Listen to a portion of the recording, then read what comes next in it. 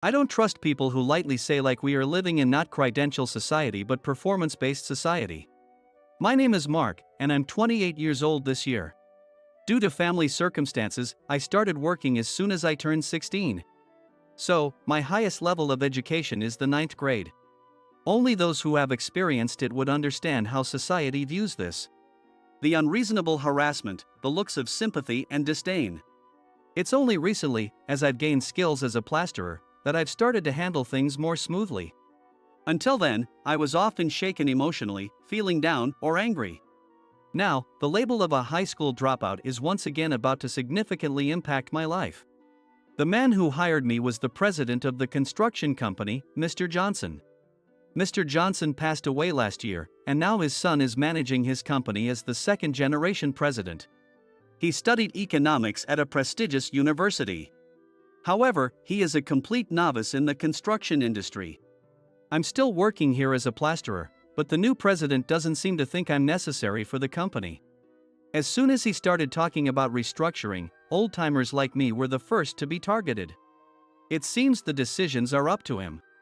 So, what do you think, Mark? Thinking about the company, could you step down? Given your educational background, you're not really suitable for the company Mr. Johnson wanted to build. The woman talking nonstop with bright red lips, who also serves as the HR and General Affairs Manager, is Emily. Her flashy makeup and condescending attitude are her trademarks. To sum up, she probably thinks that if I say I'll resign, the other craftsmen will follow suit. A high-educated elite team is apparently what Mr. Johnson envisions for a modern construction company. Emily, who would be quite attractive if she weren't so patronizing, continued to talk down. Emily, that's enough. I'll make today my last. I was considering holding out a bit longer this morning, but I'm fed up with her incessant chatter. What? I just said I'm resigning today. Do you need a resignation letter? I can write it right away. For a moment, Emily's eyes sparkled with joy. It seemed she was prepared for my resignation. She handed me one of the envelopes piled next to the sofa and told me to check and write down my signature. She is cunning as a fox. She must have been intended to discharge me from this company today. With one last act of defiance, I scribbled my signature and handed it back to her. This is how I left the company where I had worked for many years and became unemployed. Fortunately, since I had moved out of the company's dormitory and moved in an apartment last year, so I could avoid the emergency situation of having no place to live. But finding a new job will be very tough. The words high school dropout are a shackle on my feet. I feel heavy-hearted instantly. As I packed my personal belongings into a cardboard box and made my heavy-footed way back to my apartment, I came across a groundbreaking ceremony. Normally, you'd expect more attendees, but it was just a young woman and a large dog. The land wasn't too small, so it seemed more like an inheritance from her parents or someone, rather than something she bought herself. She could turn it into a parking lot or build apartments and condominiums. With land, she could earn an income without working. Perhaps there were no other siblings to inherit the estate. As I stood watching the ceremony, the woman turned to look at me as if she felt my gaze. Her light, beautiful almond-shaped eyes focused on me clearly. I smiled lightly, almost instinctively. Then, she smiled back warmly and beckoned to me. Taken aback by the unexpected invitation, I froze for a moment. Then, she whispered something to the large dog sitting beside her. Suddenly, the dog came bounding towards me as if it could fly. It bit my sleeve and tugged insistently as if saying, "Come here." All right, I conceded. Pulled along, I ended up participating in the groundbreaking ceremony. Sitting next to her, the woman was younger than I had thought. It's a bit lonely having a groundbreaking ceremony alone, isn't it? Join me because it's a special occasion. Help make sure my future goes well. She said with an untroubled smile, and somehow, that made me relax. She had this strange charm, a way of taking the edge off people. The groundbreaking ceremony concluded solemnly. Even the master of ceremonies chuckled, saying, "It's a small ceremony, isn't it? But it was a lovely ceremony. I'm glad I insisted on having you join. Thank you so much." She expressed her deep gratitude to the priest. She seemed unconventional, but surprisingly polite. "Well then, nice to meet you. I'm Maddie." thanks for joining the ceremony today," she said, turning towards me and expressed her gratitude. As I was about to rebuke her for being unreasonable, her charm disarmed me. Everything about her was natural and devoid of malice. The way she talks makes me fall under the illusion that nothing is coincidence but everything is supposed to be happened. Well, I have time, and it's nothing to be thanked for, really. I found myself saying the opposite of complaint. That's quite a large plot of land. Are you planning to build a house? If she was planning to live alone, the land seemed quite spacious. Maybe she intends to make a big yard for the dog. I'm planning to build a house to live in with this sweetie. But I don't need a big house, I want to build a small one by myself, she said with an effortless laugh. Build it by yourself? Are you serious? Seeing her optimistic smile, taking building her own house as an easy thing, I was more exasperated than surprised. I know it is not easy since I have by my background in the construction industry. I imported a tiny house from Scandinavia. But I want a contractor to do the foundation. I've asked, but no one seems willing to take the job, she explained. Recently, many people opt not to build large houses, but instead go for tiny houses that can be moved, or small cabins. Mostly, they're used as hobby rooms or stores. With an import from Scandinavia, it must be something serious. I know someone who might be able to help you, if you're okay with that, Maddie? Seeing her genuinely troubled face, I offered to help. Many craftsmen have been laid off at the same time, losing their jobs. If I ask around, surely some will agree to help. I was especially intrigued by the idea of her building her own home. Really? Are you serious? She leaned in so close our foreheads could touch as she pressed for confirmation. She seemed so innocent, so vulnerable. Or perhaps she didn't even see me as a man. I explained my past work and current situation. I didn't mind helping, but I couldn't expect the others to work for free. I asked her to at least pay them something. She agreed without hesitation. Thus, an unusual bond brought Maddie and me together in our daily life. When Maddie came to meet the craftsman, she shook hands with everyone. She held the hands of the older craftsman with both of hers, looked into their eyes, and smiled, saying, "Nice to meet you." Some craftsmen, perhaps embarrassed, had their ears turn red, which was amusing. Immediately after, we unfolded the blueprints for the tiny house imported from Scandinavia and began discussing various details. She seemed to want some renovations as well. It's really small, isn't it? Are you sure this is okay for the future, like if you get married or have kids? Maddie is turning 32 this year. It's an age when many women think about marriage and childbirth. However, there's no trace of such plans in Maddie's life planning. I just need a house where I can live with this little one. I can't live with anyone else, she said. Sitting quietly beside Maddie was her Australian shepherd, called Buddy. His left eye was the pale sky blue. It was my first time seeing a creature with heterochromia up close. It's almost as if you've lived with someone before, I remarked. Don't be rude, I'm actually divorced, you know. Maddie retorted with slightly puffed cheeks. Her being divorced was unexpected. Did I say something wrong? I stammered, a bit flustered. Maddie laughed at me amusingly and said, "No worries." Apparently she divorced her husband because of his infidelity, which she disclosed as if it was no big deal. That's why I prefer being alone. As long as I have Buddy, I'm happy. Listening to Maddie's story, some of the elderly craftsmen seemed moved to tears out of sympathy. Everyone became a fan of Maddie just today. A few days later, parts for a tiny house arrived from Scandinavia. It seemed possible to set it up alone. It was well designed. Maddie hoped to remodel it to expand the plumbing and other facilities based on this model. After many discussions, the foundation work began. Even though the foundation work started, there was no role for me. I had no part in it, but I had time, so I visited the construction site every day. Maddie also spent most of her time at the site. She brought homemade lunches for the workers and was eager to help out with the construction wherever she could. Occasionally, she would receive calls on her phone from overseas, or glare at her laptop at the construction site. And though her job was a mystery, it was clear from her lifestyle that she was not struggling financially. So, Mark, I hear you're a plasterer, and not just any, but an artistically skilled one at that, she began. With that introduction, Maddie made her request. I want to entrust the facade of the exterior walls to you. I want my precious home to be unique, finished by your hands. You can design and do it any way you see fit, she continued. It was as if she knew I had been frustrated at not being able to showcase my skills. I was pleased but couldn't immediately respond. But if it ends up not being to your taste, that would be a problem. I hesitated, even though I was eager to jump at the project. So let's create your masterpiece, Mark, and make customers who won't settle for anyone but you, she said. Her words made me realize something. She wasn't testing my skills, she truly believed in them and was trying to help me promote them. I hadn't been thinking about my future at all, but her words really brought me back to myself. Let's put an end to the rotten times. The future is something you carve out for yourself, right?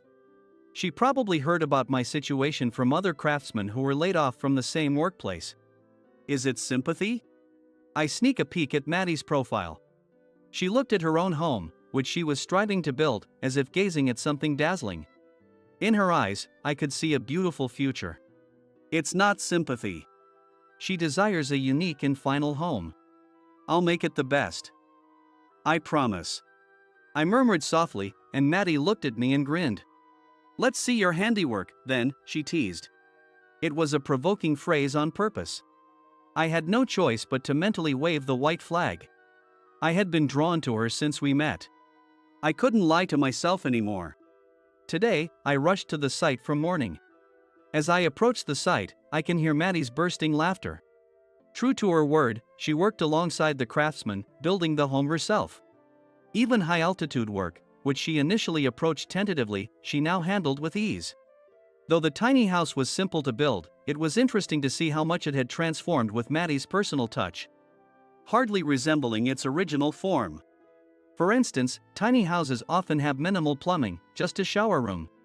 The water facilities were enhanced, as if adding another tiny house to the original.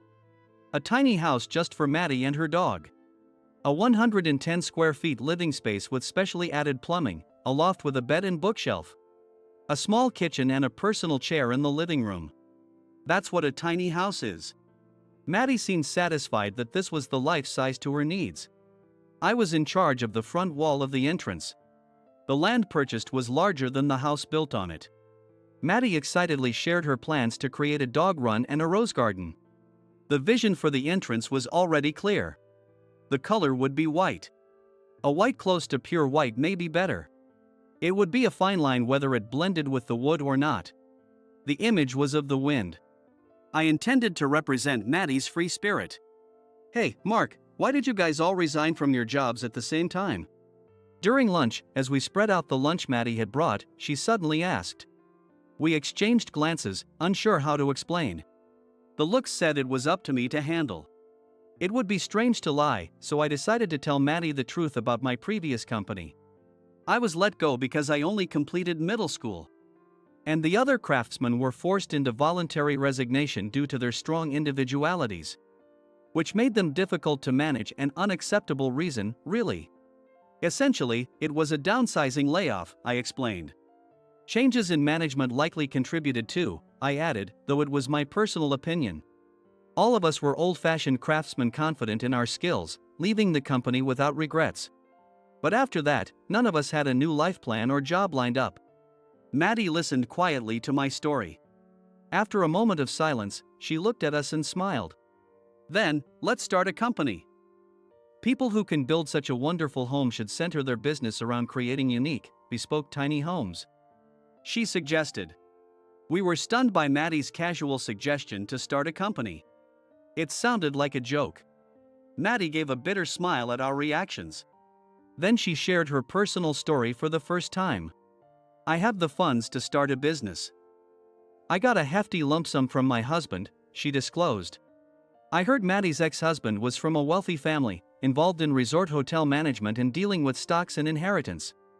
So money was never an issue for him. Maddie's family wasn't very affluent. Her father was a stable hand for racehorses. Her brother also dropped out of middle school and worked as a stable hand. From a young age, Maddie herself had wanted to work with horses. But she was too beautiful. From the time she graduated high school, Maddie began receiving more and more invitations from various horse owners. These included invitations to meals and trips. By then, she clearly understood the value of her appearance, as she explained. "I decided to marry the man who offered the most money," she said with a slight self-deprecating twist of her lips. We listened intently to her story. Then, she married the aforementioned ex-husband. She was 19 years old at the time. Her married life was like that of a princess. She was cherished, but that was all. Whenever Maddie wanted to start something new, her ex-husband thwarted her efforts. If she expressed a desire to tend to the garden, he would hire a gardener the next day. If she wanted a horse, he would buy a racehorse at auction.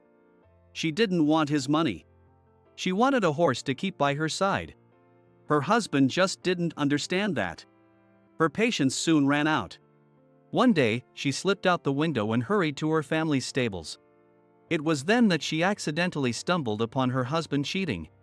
The other woman was an older lady with heavy makeup. She was a racehorse owner who seemed to lack genuine affection for horses, merely managing them as assets. Just seeing her husband with such a woman was revolting, but witnessing them embracing and whispering to each other felt like the end of the world. "I've never seen anything so hideous," Maddie shuddered with disgust. Maddie said, shuddering, "It's revolting." She quickly took a series of photos with her smartphone. Of course, the two of them noticed her presence and panicked. She even captured the entire episode on video, laughing about it. "I went straight home and threw out everything he bought me from the room window," she recounted. When she returned to her parents' house and showed the video to her family, they were all distressed. While they understood Maddie's frustration, they were also worried about the risk of their own jobs being jeopardized because of this incident. "It's a small world, after all. I won't let that happen," she declared, marking the beginning of her battle. She demanded a substantial lump sum and secured the transfer of all her ex-husband's horse ownership rights. Her in-laws were very fond of her, and they offered her a significant portion of the inheritance that was originally intended for her ex-husband as a living gift. They also took care of the necessary taxes, so Maddie became wealthy through the divorce. "I still run into that repulsive woman with heavy makeup at the racetrack sometimes, but I put up with it," she mentioned with a laugh that seemed to say it was all behind her. "Are you going to start a company and hire us?" one of the craftsmen initiated. "Not just hire you, but I want to grow a new job together. I'm confident that we can succeed together," she proposed. "I may be young and unreliable, but I want you to entrust your lives to me," Maddie pleaded with us. It seemed like a mysterious coincidence.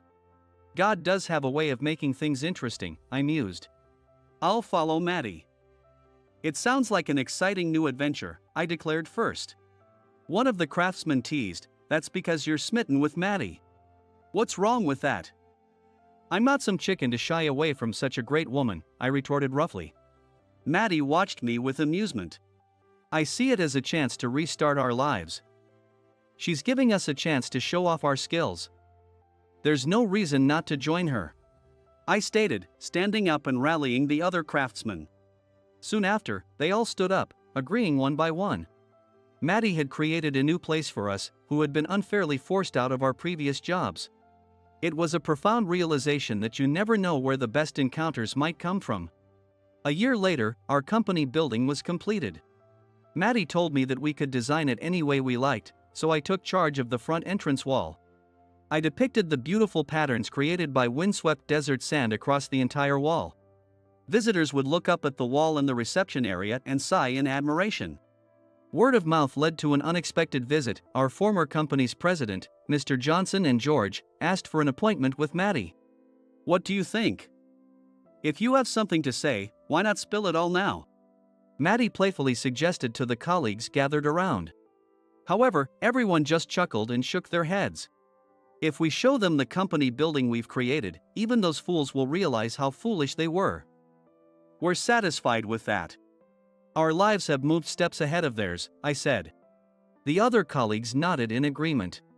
Maddie nodded happily too. I decided to keep it a secret that her eyes were slightly moist. That night, while Maddie usually left on time, she absent-mindedly watched the other employees heading home. Some were greeted by their spouses and children, a scene of happiness unfolding before her. "Aren't you going home?" I asked. I think I want to soak in the happiness a little longer. She replied, casting a dreamy gaze. Happy? Yes. Having the best craftsmen gather around me and walking the happiest paths in life, it's the ultimate happiness, she said. Buddy at her feet whimpered affectionately. It seemed to be insisting on its presence to Maddie. She slowly stroked its head, and the dog squinted its eyes contentedly. It seemed there was a bond between Maddie and her dog that I couldn't fully grasp. I guess I'm still a bit unhappy, I mused. What? Aren't you being a bit greedy? You're a sought-after young plasterer. I heard you've even started selling your artistic works. She pointed out. Maddie was well aware of my activities and achievements. Honestly, that alone made me happy, but I wanted just a bit more. What's missing from Mark's wonderful life puzzle? She asked with a grin. It seemed she really wanted me to say it myself. Despite understanding my feelings, I said, aren't you hiding that last puzzle piece, Maddie? Without it, my life just can't be complete. Don't be so mean. I deliberately made my voice sound pitiful. Maddie burst into laughter beside me. Shall we see if the pieces fit? Let me try now. The next moment, Maddie jumped into my arms. She wrapped her arms around my back tightly and clung to me. As she nestled her small head against my shoulder, the scent of her shampoo brushed past my nose. Is this the last piece you were looking for? Her voice trembled slightly. I thought to myself, how silly. I had been showing my affection so clearly, yet she still seemed insecure. I hugged her slender back tightly in response. I can't imagine any other piece fitting better than this. At our feet, Buddy let out a disgruntled whine. As if to say he hadn't given his approval yet. Let's make Maddie happy together. I definitely can't do it alone, so I need your help, I said to him. Buddy only flicked his ears in response. It seemed it would take more time to win him over. If you want to marry me, you'll need to get his approval too. That's the bare minimum. Maddie insisted, looking down at Buddy at our feet. He proved to be a tough one to win over. In fact, it took another year before I could put a ring on Maddie's slender left ring finger. Moreover, the ring bearer at our wedding was Buddy, who, in his final act of resistance, escaped throughout the church. The guests burst into laughter. Eventually, I had to chase him down and capture him. Guests said the battle over the rings between the groom and the dog was a great addition to the wedding. But the reality was no laughing matter, it was a serious challenge. We almost didn't make it to being officially married. Seeing two handsome men fight over me is the ultimate pleasure as a woman. Maddie joked, throwing her bouquet and cheering us on during our chase. I was too desperate to remember, but I'm thinking of asking her, who were you really rooting for, the next time we talk?